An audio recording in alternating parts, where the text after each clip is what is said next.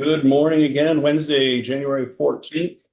We are back in our regular seats in House Transportation after a joint hearing with the Senate on highway safety, crash data, public safety. And we're continuing that theme for the rest of the day.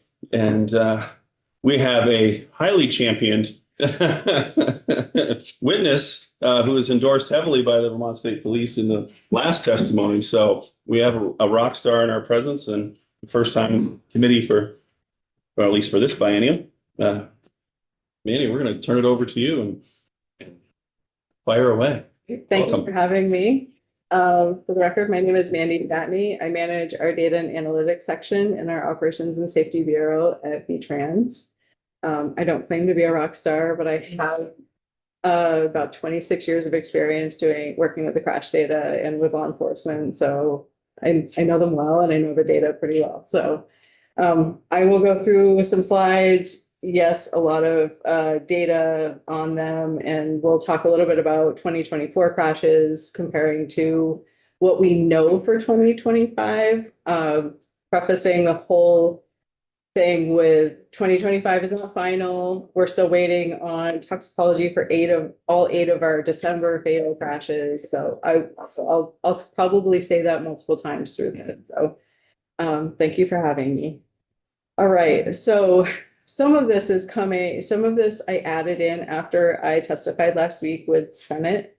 They asked a lot of questions, so I wanted to try to answer those in this committee right up front. So first of all, I have our annual fatalities and serious injuries with 5-year rolling averages. So the bars are the actual numbers, and then the orange lines on each of these is the 5-year rolling average, with the black dotted line being trend. As you can see, so I pulled 10 years in. We normally look at 5, but again, there was a desire to see a longer period of time to see where we kind of are situated prior to and after COVID. So the 5-year rolling averages are a standard national approach. We use that to control statistical fluctuations. In Vermont, we have what we would call a smaller number of fatalities for little Vermont. It isn't small, in my opinion. These are still 60, 70 people or families that are losing loved ones. So the 5-year averages are also used in our strategic highway safety plan and the highway safety office. As you can see from this, 2019, we had a little drop. If I had gone further back, 2014 also had a very significant drop of about 44 fatalities. So we have this like anomaly year at almost every 5 years for a while, for a lot of my career. So it's an interesting up and down that we see. We did spike in 22 with 76. We're coming in at 61 currently for this year. As far as serious injuries, I added this one in here as well because I wanted to show how serious injuries are also impacting our roads. So serious injuries also were in a decline for several years. Starting in 2021, they started to climb, and we are actually, since last week, I re-looked at these numbers. I hadn't had the chance to change this one yet, but we're at 322 for 2025 so far. And again, data is not final, and that just shows the difference, right? From one week to another, we've had more crashes come in from last year, and we're showing more serious injury crashes in the data, or serious injuries data. So, did you say there's 8 in December? Eight fatal crashes in December that we do not have all of the information from. It takes upwards of 90 days for an investigation and a fatal crash. 8 times 12 would be a lot more than, wow, if it was that the average. So it sounds like a bad month. Yes. Yeah, it's a very bad. Yes. Very bad month. The 8 is in the 61. Right. Yes. But we're 8. Every December was the same, indicative every month. Correct. That would be a very bad year. Yes. Yep. All right. I'm going to jump into a little bit of, and I'll try to explain this as best as I can. Our fatalities and our annual vehicle miles traveled. So for Vermont, That's the number of vehicles we calculate are driving on our roads annually, okay? I put the orange line, I only gave you a couple of numbers at the beginning. So back in 1994, our annual vehicle miles traveled for Vermont was just over 600. Oh my gosh. 6 million, thank you. 6 billion, thank you. I'm like trying to count the, yes, so 6 billion. During COVID, we dropped to just under 6 billion. And then we have come back for 2024, we're about 7.2 billion. And then I added in our fatalities for those same years from 1994 to 2025. And as you can see, as I mentioned earlier, the fatalities kind of fluctuate pretty significantly over the years. With that 44 and 47, as I mentioned earlier, like those are our big drops. I think 44 fatalities in 2014 was like our lowest in a long, long time. But this is just kind of showing you that our vehicle miles traveled doesn't fluctuate nearly as much as our fatalities do. Representative Tomlinson?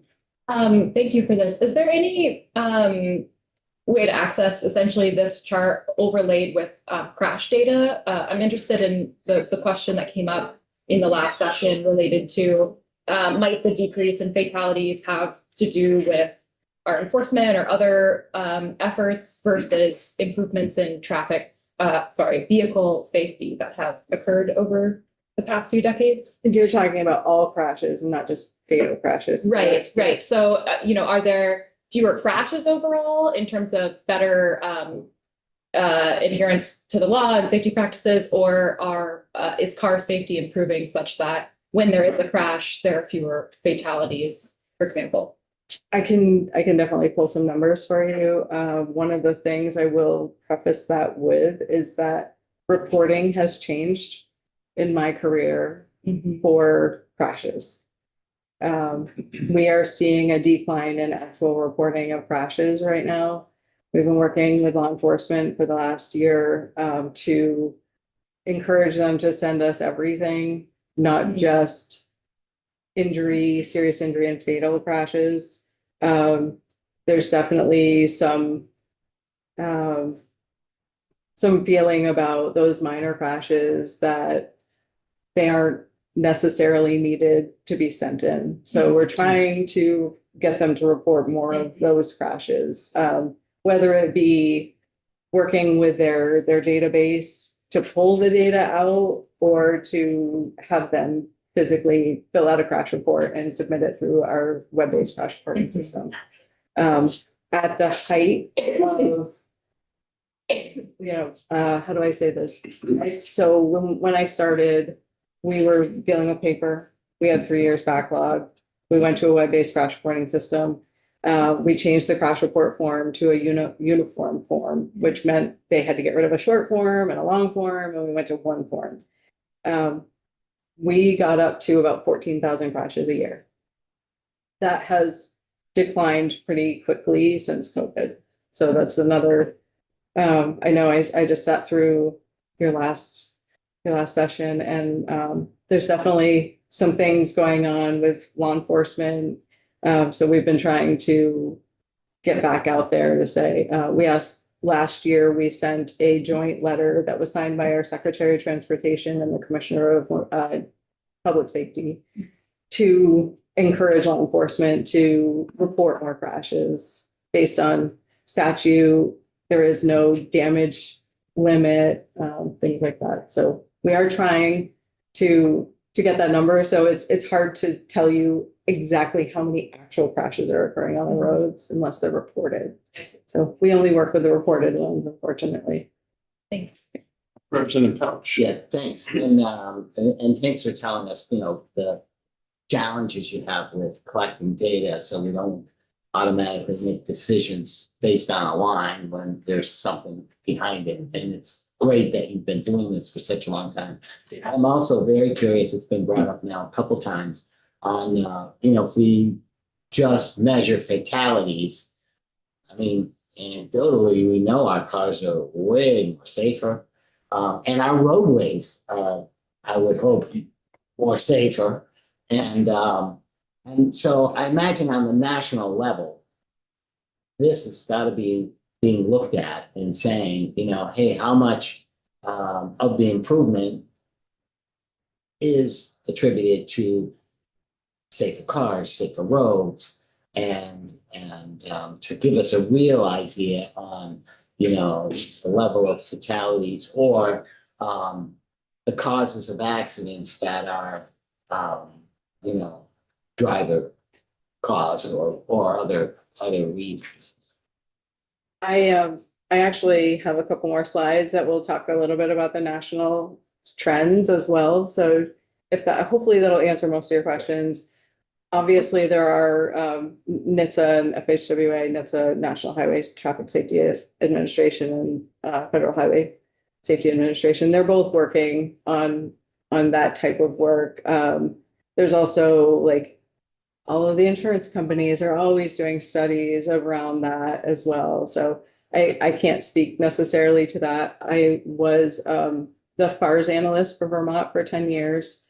That it's FARS is the Fatality Analysis Reporting System, and that's where all of our fatal crashes get reported into the federal government. That's a huge data set. Every state has a FARS analyst and FARS data. They take that and also do a lot of analysis with that data. They're looking at a lot of things that we may not necessarily get. We may not collect in our crash report. We do a lot as FARS analysts to try to get some of that information. A lot of the things that you're talking about with cars, we don't have that on our crash report. So that's where we need to update our crash report form. That's definitely on my list of things to do. Because we don't have anything where it says, oh, they had lane assist, they had automatic braking. Those are things that our cars are now coming with that isn't necessarily collected.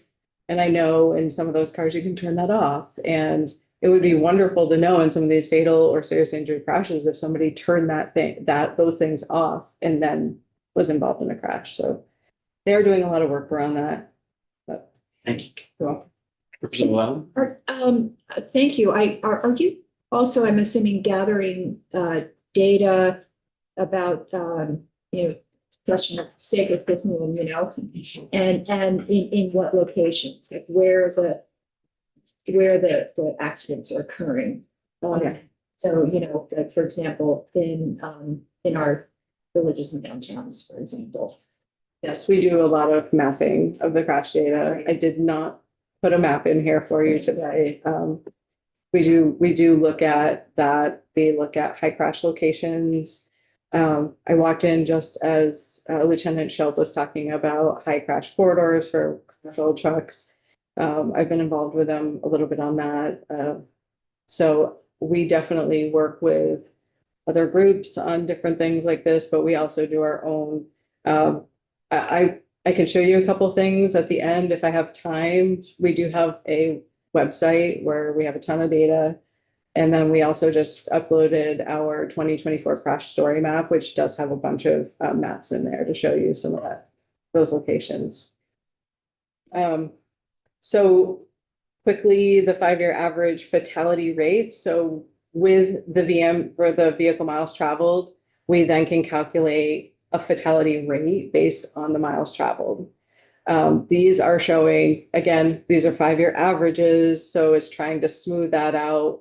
Even by smoothing that out, we're seeing both of these fatalities and serious injuries trending up. Just without that. So the next slide is our national information somebody asked about. So again, the blue line on top is the national fatality rate. So all of the fatalities across the country taken with the country's vehicle miles traveled. And then Vermont is the green line below it. So we do trend with national rates, but we do stay below them, thankfully. So that's mostly what I wanted to say about that, but I know that there was an interest in Vermont versus others, the country as a whole. I'm sorry, I'm just a little confused. If you go back one chart, this one? no, the next one back. Yep. That's showing an increase in the rate. That's the rate of, let's say, fatalities per, it doesn't say how many miles, but amount of miles, right? Right. Traveled. And then if I go to the next page, it's going down, so Correct, I'm a that, little confused. so, so this is our annual rate versus our 5-year rate, Okay, right? So we do that 5-year average, so the 5-year average for 2024 was 0.99. Because that's taking the last 5 years and coming up with the average. So as you can see, before 2024, those annual rates are pretty high. yeah, So if you take those together and divide by 5, you're gonna come up with a slightly higher than 0.82. okay, thank you. You're welcome. So I wanted to talk a little bit about our fatality rates versus New England states. Again, I was asked this in Senate Trans, so we pulled this together the last few days. Hopefully you can see it. I tried to make Vermont the solid line, so we're purple. Maine is orange, New Hampshire is green, and then Massachusetts is blue. I was even surprised when I pulled this together the other day, how low Massachusetts fatality rate is. But then their serious injury rate is much higher. So that was a kind of a surprise to me as I pulled this together. We do trend kind of along the lines of New Hampshire pretty closely on both fatalities and serious injuries. Everybody can get lost in data and. I'm sorry. That's quite all right. I just find it amazing that the 21 to 22 to 23, the other states have the exact same, and we don't follow that at all. Mm-mm. So the relationship to these other New England states seems completely Yeah. arbitrary. It does feel that, but I'm always asked, like, how do we compare to our neighbors? And Massachusetts is incredibly low. yeah, I would be really good. They live. I'm sure that they have a higher vehicle miles traveled than we do. But their fatalities, yeah, their fatalities must be lower, so. Okay, I want to get away from some charts for a minute. So last year, I don't think I came to House Transportation Committee, but I shared this with the Senate Trans. So I wanted to show you 23 to 24, we saw decreases in overall fatalities, impaired fatal crashes, unbelted fatalities, and motorcyclist fatalities. As a note, the motorcyclist fatalities, the 67% decrease was because we went from 18 and 23 to 9, I believe, in 6 in 2024. So it was definitely a big drop. That 2023 number was a huge anomaly. We don't normally see that many motorcyclist fatalities. So I'm sharing this because the next slide is where everything changes from 24 to 25. We see a very different set of data here. Now I will say these numbers again for 2025 are not final. We have some things we're still waiting on, but our fatalities increased by 3%. That is a difference of 2 people. So some of these are small, what we would call small numbers again. Impaired driving, it's a difference of 6 people right now. Again, waiting on 8 crashes and their toxicologies. The unbelted, we increased by 5%, difference of 1. I think Lieutenant Ravlin earlier showed you guys a chart of those numbers. Speed, that was a difference of 7 people, or 7 crashes. So we went from 27 to 20, so that was a decrease. We talked a little bit about pedestrians earlier, there was talk about pedestrians earlier. We did see an increase from 6 to 9, and the motorcyclists, we saw an increase. So we went back up from 6 then to 9 this past year. Representative Burke?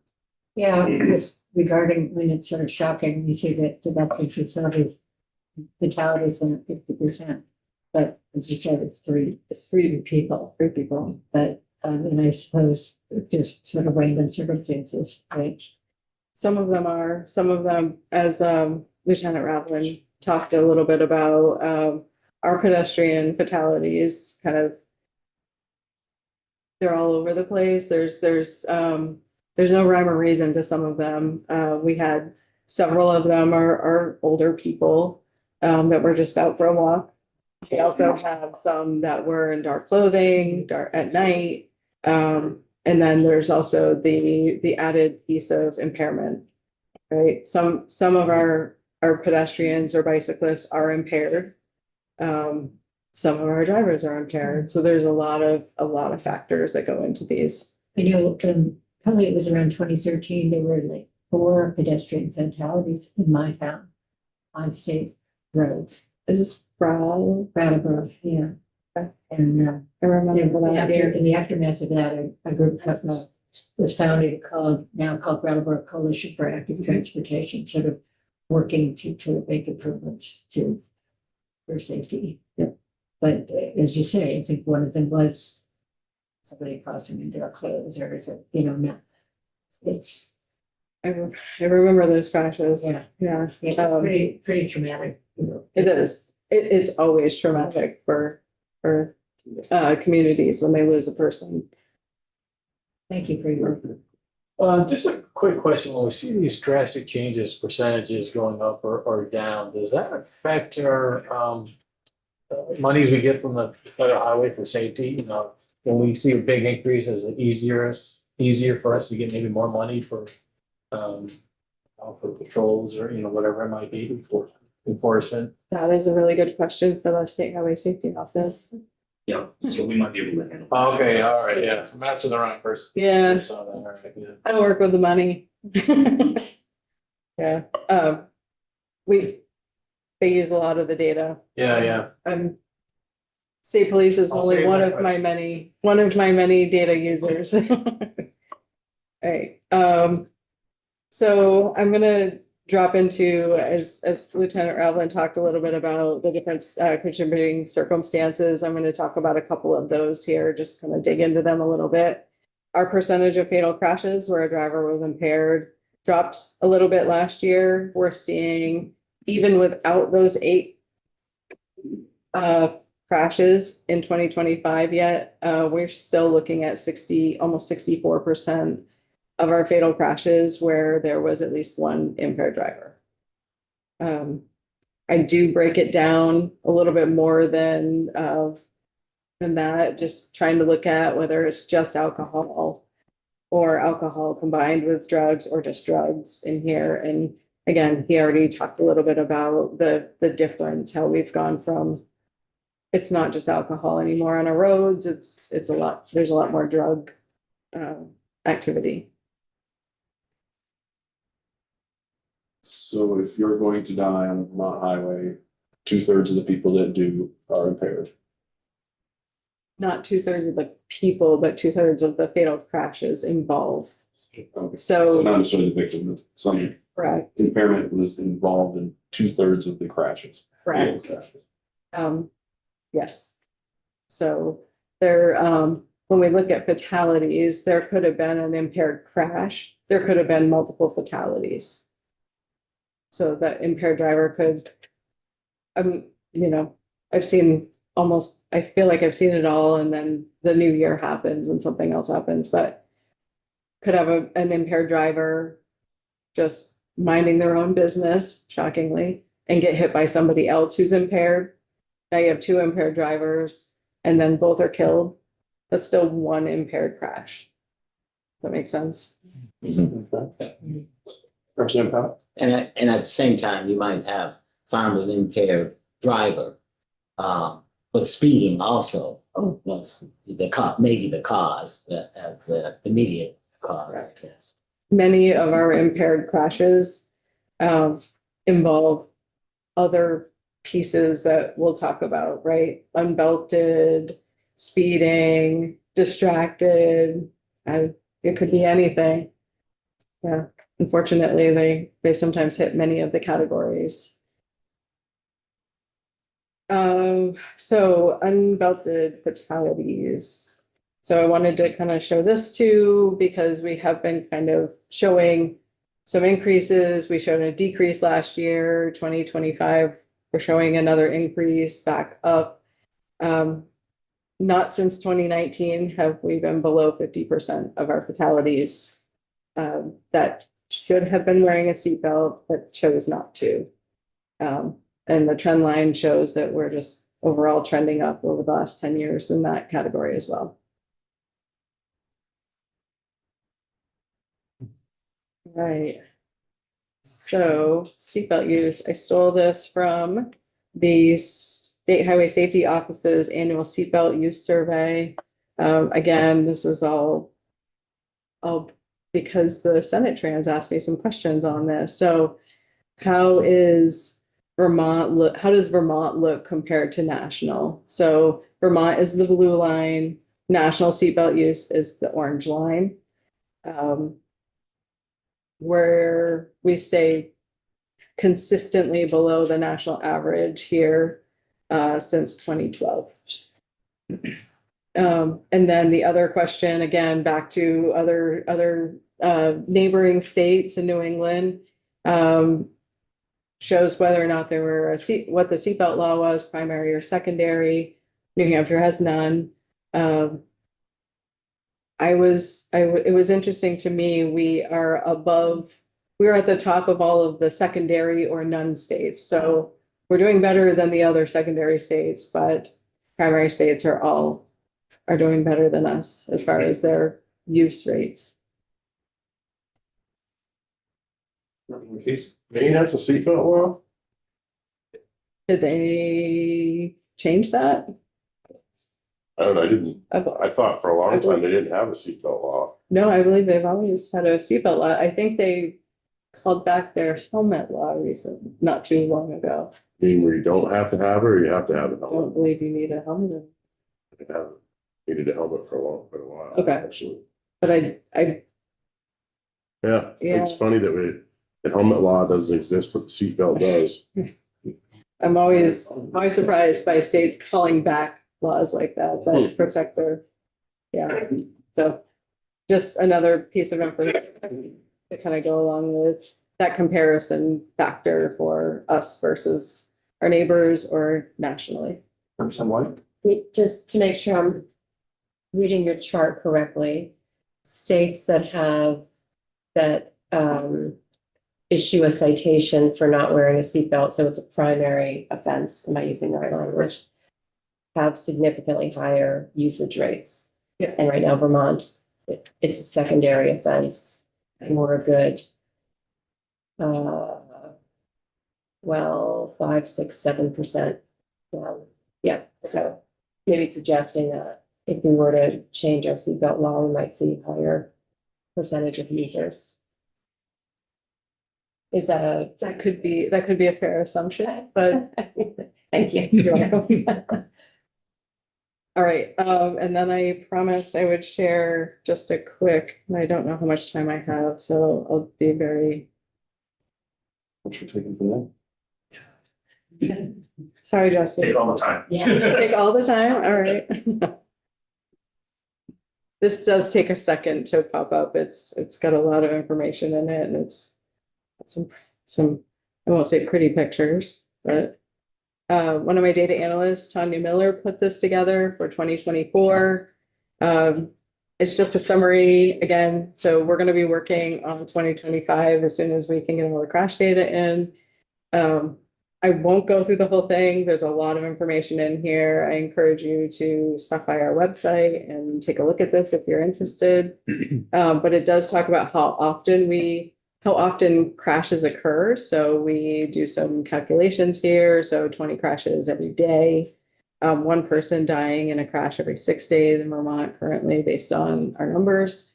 Who's crashing, why they're crashing, where and when. So back to the map piece, I think somebody had asked about. So just showing some of our pretty charts and graphs and some good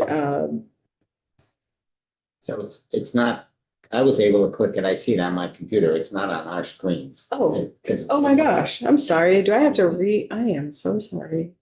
I didn't look behind me when I reshared. Let me fix that. Maybe it's not opening. No, I think I have to reshare my screen. Let me go. It's fine. While we have a quick second there, I didn't announce earlier, but their presentations from earlier today aren't on our page Right. yet, but they are in progress, and Gabriella's working with Megan. They should be there. I won't say exactly when, but they will be there and available to you. It's just not there yet. Okay, now I'm sharing.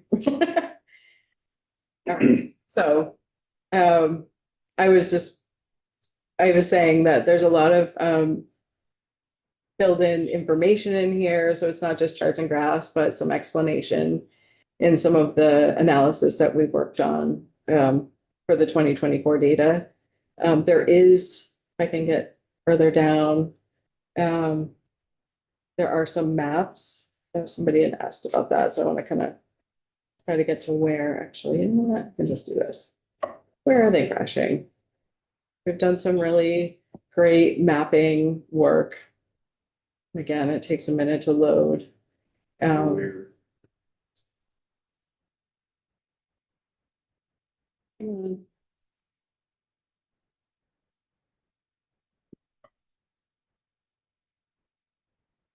They're very blurry. It's not gonna help you, is it?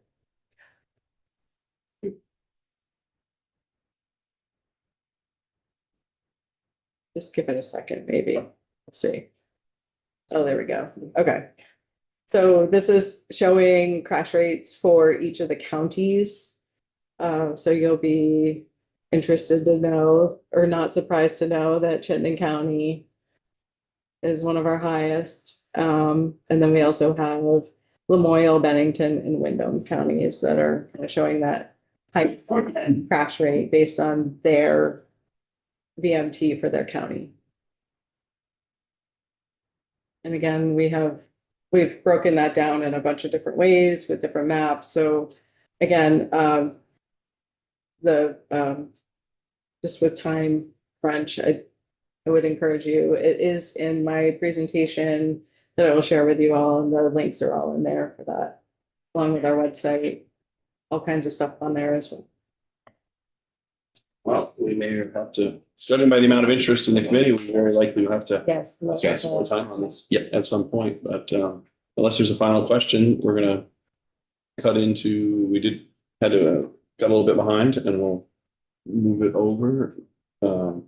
So Mandy, thank you very much. Yeah, thank you. Appreciate it. Excellent. Appreciate all of your work and service to the state overall, those quarter century plus. Yeah, it's hard to believe some days.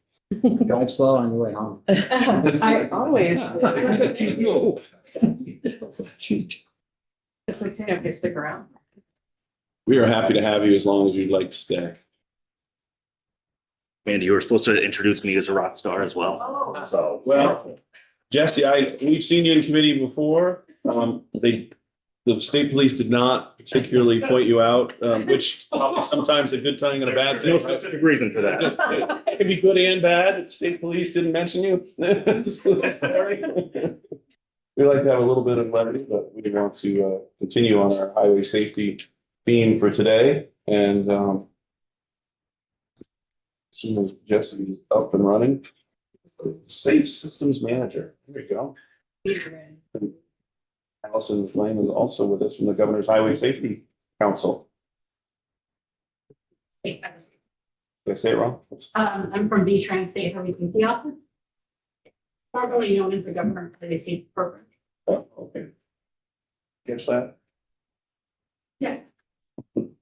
Little Jimmy. Just sort of a follow-up. So every state has someone in your position. Is that correct? Correct. Yes. Welcome. Thank you. On our theme. Well, good morning. My name is Jesse Devlin, and I am the manager of the Safe System section at the Vermont Agency of Transportation. I know many of you around the table from past testimony, but for those of you who don't know me, I've been with the agency about 23 years. The majority of that, about 21, has been in the design arm. So as an engineer, a project manager, and program manager, of paving, roadway, and traffic improvement projects. I've been in this role for about a year and a half, and our team is comprised of a safety engineer, the State Highway Safety Office, and also our active transportation group. So my goal for today is to, really kind of follow up on what Mandy provided and to also kind of set the stage for your conversations as the programs come in and talk about the specific improvements and accomplishments and such. So I think this fits really well. And I don't know if anybody knew it, but the conversation that was occurring in the last testimony regarding safer vehicles and behavior, it fits into the safe systems approach. And basically, this is an approach that really recognizes that our network is large and it's complex, and it works by, really building multiple layers within a transportation network that helps to reduce fatalities and reduce serious injuries. And when crashes occur, it helps to minimize the impact that they have. It really promotes a safety program that focuses on infrastructure, behavior, responsible oversight of industry and the transportation community, and also emergency response. So the safe systems approach is really comprised of principles and objectives.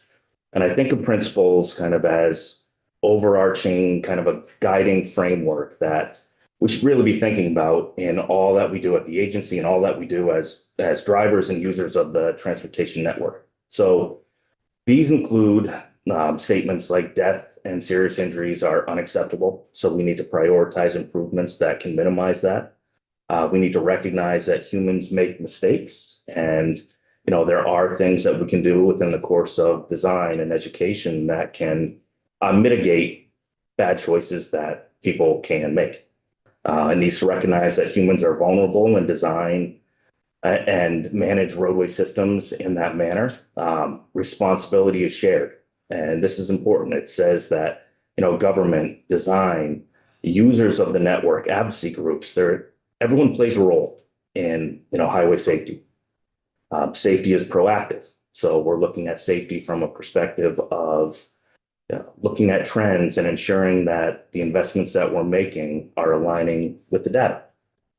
And redundancy is crucial. So this kind of goes to those multiple layers and saying that if there is a component of a transportation network that fails, there's something else that has its back and helps to protect users of the network. The objectives, on the other hand, while principles were more kind of those guiding principles that you would think about within the course of the project, the objectives are what we are trying to achieve. So we're looking to have safer people, and that means we're mitigating behavior and choices and really considering kind of those education pieces. Safer roads, where we're designing and constructing improvements that follow the data and work to implement safety improvements on our network. Safer speeds, we heard from Mandy in terms of how speeding influences fatal and serious crashes, and looking to ensure that our designs enforce and enforcement complement speed concerns. Safer vehicles, there are continuous technological advances that are occurring, and those contribute to the safety of our network. And also post-crash care, so ensuring that when there is an incident, there is a way for emergency services to access the site and to be safe while they are there. Representative Hodge. Yeah, thanks for this. And I don't know if those are in any particular order, but just sort of looking at it. Number 2, safer roads. And I've made this argument before in this committee. First of all, we do it a lot to make our roads safer, and there are some roads that need adjusting. But sometimes I see roads get redone, and really, in my mind, it's encouraging faster speeds. And so there's that sort of, give and take there. And so I would put the speed up above safer roads.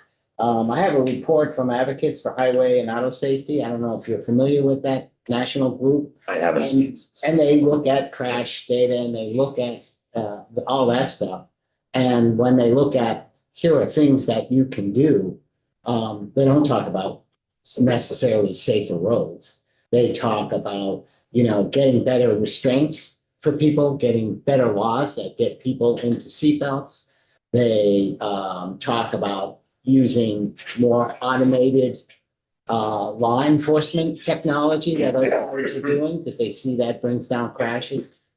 So I'm not dissing the safer roads because I think our roads, there are intersections and things that need to be safer. It just, I keep looking at how people behave and when that behavior turns into speeding and disregarding laws, those are the true pieces, and that's the piece these advocates are saying are the ones to really go after. And the post-crash care, I mean, there's no question that's important, but that's not the root cause. And we can improve that forever. We're not going to fix the problem. So Yeah, so just that to, was a soapbox. well, no, it's good, right? Because it does illustrate how all of these elements work together. And I will say that this is not a necessarily a ranking of, the objectives here, but to use your example, I'm just going to give a quick tangent. Allison probably, pumped her fist over there, but a quick tangent regarding like the safer roads and safer speeds. I get the descriptions provided, but I'd also say that those work together, right? A project that makes improvements on a roadway can implement changes that could influence speed, right? So it could be the opposite way that from the way you described the scenario that you saw, right? Where different elements can influence a lower speed. So there is that balance, but there is that companionship of these objectives that is what we're really trying to work forward and implement with the Safe Systems approach. Yeah, well, that's a good example. There are things you design the road to slow people down. So yeah, fair enough. Yeah, so they all work together to try to get to that finish line, that end goal. So Thank you. So the Safe Systems approach is really a data-driven approach to reducing fatal and serious injuries. And the agency recognized a desire to, better integrate safety considerations into really all we do into planning and design efforts. And like I said, about 1.5 years ago, we reorganized a little bit with the agency and created a Safe Systems section. So this is located within the Operations and Safety Bureau, and it includes our intelligent transportation systems, traffic signals, traffic operations and mobility, as well as Mandy's team, the data management. And the Safe Systems in particular, again, brought together a traffic safety engineer, the State Highway Safety Office, and Active Transportation Unit onto one team. And our primary goals when we were initiated was to really kind of leverage the relationships we had within the agency and external to, kind of build and improve the safety culture within the agency. We wanted to develop processes and tools to better incorporate safety within all phases of project development. We want to better be able to evaluate the improvements that we do put on the street and how those are actually working in real time. Our team serves as the active transportation resource for the agency. And as Allison will talk a little bit later, we really wanted to align behavioral efforts and infrastructure, which hasn't necessarily been done, historically. So, as I know this committee is well aware, the primary program within the agency that had safety-related projects has been the Traffic and Safety Program. And really the projects that are included within this program have a focus on safety and mobility. And the funding within that program really funds 3 primary phases of a project. It funds the engineering phase or the design, the right-of-way acquisition, which is essentially purchasing any rights or easements that are needed for a project, and the actual construction of a project. The types of work and projects that are included within this program are things like traffic signals, intersection geometry improvements, roundabouts, signage upgrades and pavement markings. And as I know it's hard to see, but the bar chart kind of reflects the budgeted amount for this program over the last 3 state fiscal years, ranging from about just under 46 in 23 and just under 51 in 25 million. So embedded within the traffic and safety program is the Highway Safety Improvements Program. And this is essentially the core federal aid program that's working to realize, that reduction in fatalities and serious injuries. And this money primarily funds infrastructure improvement projects. And it's a data-driven process and decision-making initiative where our team is reviewing all of the data that Mandy was talking about. It's looking at the location where the crash has occurred, the roadway type and characteristics, the crash characteristics, and also the behavioral factors. And we're working to identify specific trends to select safety countermeasures that would be applicable to implement across the system. And I know you asked a question about funding and how that fluctuates. And with regards to HSIP, essentially Federal Highway gets a single pot of money for the country for HSIP. And they break it up by state based on a formula that looks at lane miles within the state, vehicle miles traveled, and fatalities. So the funding does fluctuate from fiscal year to fiscal year. But in my time, I have not seen significant swings in terms of the dollar amount. So I guess where I'm going with that is I haven't seen huge jumps of funding that we've received on the HSIP side. So that 20% increase, we really don't anticipate. Right. It's dependent on both our state, but also what the rest of the country is doing as well. So, you saw the trends as well from Mandy's, spread and slideshow where everything is increasing as well. So I think if it was a pocket where it was just us, we might see a little bit more of a change. But if it's the nation is kind of progressing at the same rate that we are, then it's very small fluctuations that we'd see in funding. So within the Highway Safety Program, Improvement Program, there's multiple types of projects. So we have site-specific projects, which are projects that are identified to address a specific deficiency at a specified location. And typically, these have been selected based on crash history. And historically, these are the most common project that we've seen in the traffic and safety program. And these include like those site projects like roundabouts or traffic signal installations or upgrades, or the addition of a turn lane or realignment within an intersection. On the other side, we have systemic projects, and these are more the implementation of widespread improvements to address crash types. And these are more proactive based on the trends and aren't necessarily reactive to the location of a crash that may have occurred.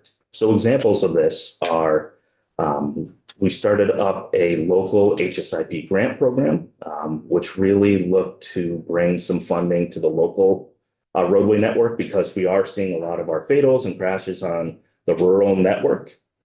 And our focus for this grant has really been on lane departure. So we're providing towns and municipalities the opportunity to apply for grants for warning signs for curves or intersections, clear zone improvements. That's where we're essentially removing fixed hazards from adjacent to the roadway. Guardrail modernization, edge line markings, as well as crosswalk markings and centerline rumble stripes. So this is really an opportunity to get some funding to that rural network, the local network, which historically has been a challenge on the safety side. Additionally, another example of a systemic type project is our high risk rural road project. So these are a similar scope as the grants in terms of lane departure focus, and we're looking at a lot of the signage and such, but these are larger statewide contracts that are looking more at a corridor basis as opposed to specified locations. So again, I know that the programs will be coming in, but looking at our agency's mission and vision, safety is a key element, and it is embedded within the work that really all of our programs perform. And design projects, we've gotten to a state where a lot of these elements are natural within the course of project design, which is a good thing. And, we're looking to, and we are implementing improvements to clear zone and roadside topography, pedestrian infrastructure, guardrail improvements, the installation of centerline rumble stripes, traffic signal backplates, shoulder improvements, and investigating the option for road diets. So that's a very quick overview of kind of where we are at in terms of the safety program on the infrastructure side. Looks like you have a question. Can you explain the road diet? Is that narrowing the road? Yeah, so for an example here, it's not necessarily narrowing the road, it's repurposing the space that you have. So for example, an example of a road diet was on 302, the Barry Montpelier Road, where if you were familiar with the area previously, there were two through lanes in both directions. And it's probably about 10 plus years ago now, we repurposed the space we had to have a bike lane and buffer for most of the length, one through lane in both directions, and some center turn lanes in areas. And it's essentially repurposing the space for the intended use and feel of the corridor.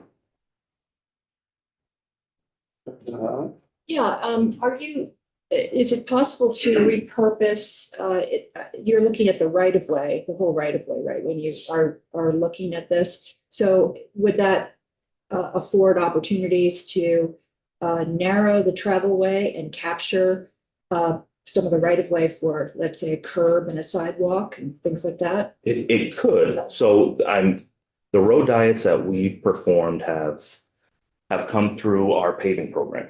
And I'm sure you'll hear this, but the paving program has some limitations in terms of the scale of work, and it's generally constrained to the paved surface that is already out there. So the road diets that we've implemented have really been focused on, edge of pavement to edge of pavement. I think what you're talking about is more of kind of a repurposing of the right of way as a whole, right? And that is a type of project. It's probably a little bit larger of a scale than the road diets that we've performed to date. But, that is consideration and design.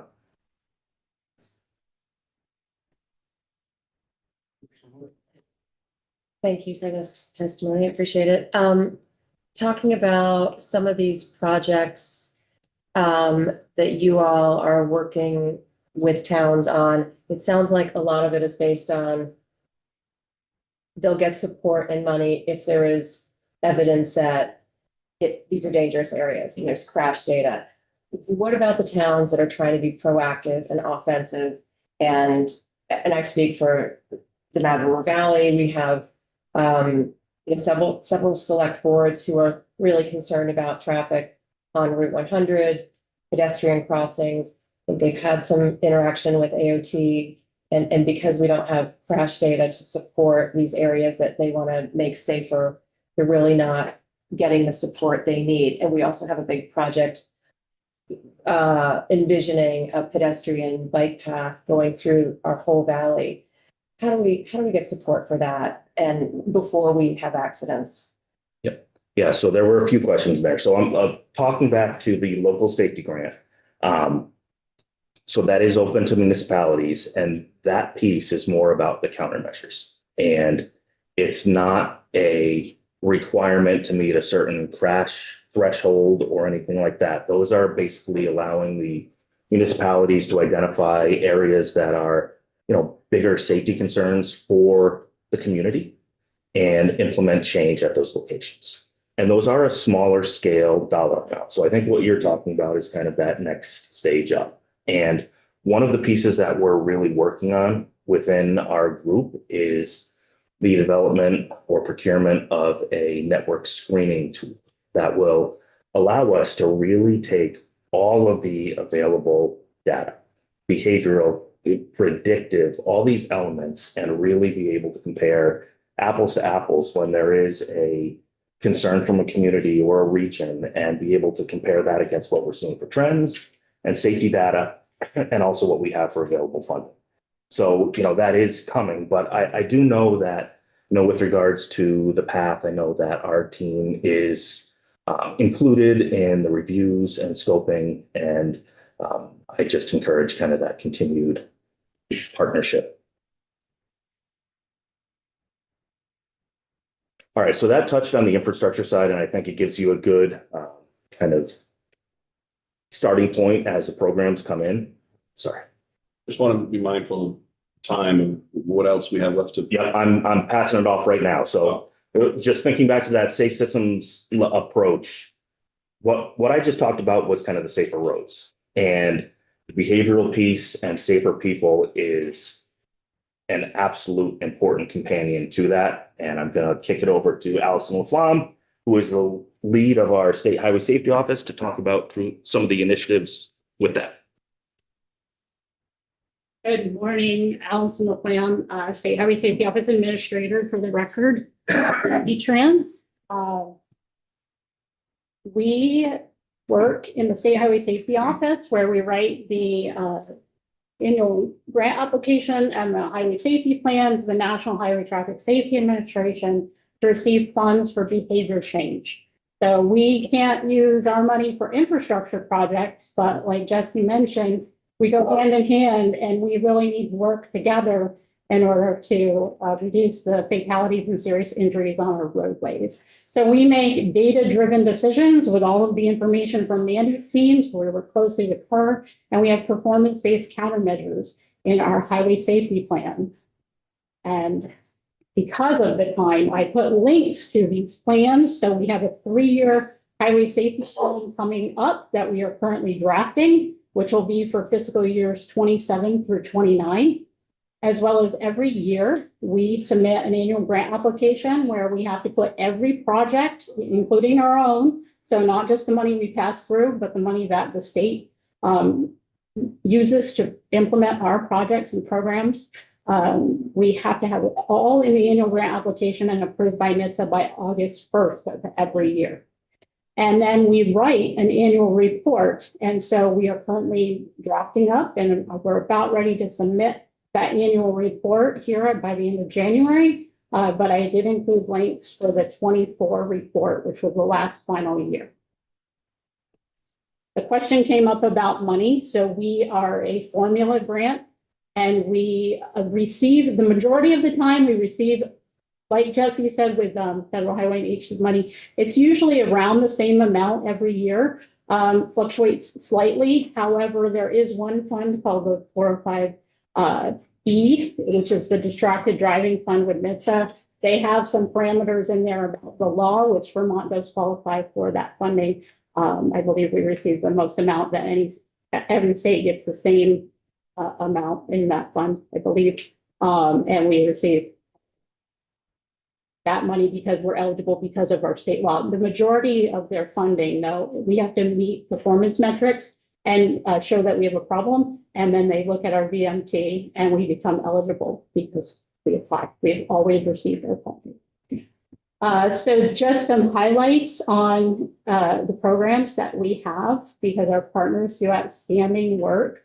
The Vermont Principals Association uses our grant funds to bring victim testimony and education on distracted driving and impaired driving to high schools and middle schools across the state. Middle schools is something we added within the last year and a half. Very proud to go down into that level instead of just focusing on driver's ed and above, trying to get them before they get to the driver's ed level. The Vermont Highway Safety Alliance, which is a nonprofit that we are a member of, has engaged families and communities on the importance of buckling up at community events. So we have pictures of a rollover cart, that rollover along with a second truck body rollover. So we wanted to make this highly visible to go after those 18 to 34-year-old males that show up in our data who routinely are not buckled up in our fatalities. So we wanted to get them there by showing them a truck body rollover. We have the car body. These two vehicles travel all over the states, coordinated by the Chittenden County Sheriff's Office to use statewide. as well as this was the first year that we purchased driver simulators for Rutland City School District. And so those simulators are used in the tech centers there and the high school. Because one thing we have found by going out and talking to the public is that we need to be in technical centers in addition to high schools. Our distracted driving highlights, we have our law enforcement who do our April put the phone away or pay mobilization. And that this year they had contact with approximately 1,500 vehicles. For impairment, this past summer, the state took part in the very first NHTSA assessment for DRE, drug recognition expert, standard field sobriety testing, advanced roadside impaired driving enforcement assessment with NHTSA. So I believe we were the first state to do that. We voluntarily did that assessment with the police academy, and our office supported that with funding, and we were part of it. And so we received recommendations in that assessment, and we will be working towards making improvements to the DRE program. As well as VTrans, noticed that we had several partners asking for PBTs, preliminary breath testing devices, from our law enforcement partners last spring. Instead of waiting until this spring to get those out, we did a bulk purchase of 200 PBTs, and we have been distributing those statewide to our partners. As well as we supported the forensic lab with the Department of Public Safety by helping them with funding so that they could update the DMT, the data master terminals, and nearly 100 law enforcement officers became DMT certified or supervisor certified for the forensic lab. Our Drive Well Vermont, hopefully many of you have seen that. We have been putting our heart and soul into this campaign and branding for the agency. We have an updated media library. We invested funds so that all of our partners, the public, can go to our website, easily find our social media stills, our videos, our PSAs. All of that information is in a well laid out media library. We launched a Slow Down, Move Over campaign this year. We had a Share the Road campaign, active transportation, to make sure that all road users, that communication, we're in this together, let's be safe together. Everything from highlighting Amish in wagons to pedestrians to motorcyclists, all road users were in that messaging. As a result of our motorcycle assessment, the Vermont Rider Education Program campaign launched to try to get new instructors to the program, as well as to get new riders to go through the program for motorcycle safety. Mandy mentioned the data jumps, so that was part of our reactionary efforts to try to drive down motorcycle numbers. As well as we have toolkits that have been created on the Drive Well site for our law enforcement partners and education partners, so that when we do NHTSA mobilizations each year around the NHTSA communications calendar, we have toolkits and materials for all of our partners to use and that they can put out on their socials and things of that nature. And then lastly, the new activities for 2026. So Mandy mentioned the higher range of impaired driving fatalities. NHTSA has designated us a mid-range impaired driving state for our alcohol 5-year moving average, which is just above 30%, their threshold. We have implemented a statewide impaired driving task force. We meet quarterly with multiple members of the state, and we are building an action plan to try to bring down those numbers. The DUI Honor Patrol with the VHSA, which is funding that we do for NHTSA mobilizations on impaired driving. We selected 3 families who agreed to have their loved ones who they had lost highlighted, a story about them, and that was presented to law enforcement to give them the why are they out there doing the enforcement that they're doing. In the EDIT program, which is part of the DRE program, which is for focusing on employer program. There was a Green Lab that took place in November with the DRE program, which was funded by our member organization of the Governor's Highway Safety Association. A new program called the Brattleboro Adult Academy. So it's for adults and for new Americans and to learn how to safely drive. And so they've got supplemental funding from us. And Project Yellow Dot, which is to try to keep older drivers safer by having the information in their glove box about their medical information. So like Betsy was saying, post-crash care, these are new things that we have not done in the past. We implemented that approximately a year ago and keep building that with the Vermont Department of Health. I know we're pressed for time, so I don't. My apologies to that. That is, but there's interesting about the media pieces that are available and the amount of things that are on the website. Sometimes I think we should have an entire presentation on all the tools that are out there so that we could share with our constituents. Yeah, Rachel Noyes from our office has presented nationally at Lifesavers conferences. We would be happy to have her come in. Great. Thank you very much for rushing through it. My apologies. It sounds like we'll have to revisit, and it sounds like there's certainly some interest there. And we're back at 1 o'clock. I'm sorry, I'll probably make that a little bit closer to 1:10 today.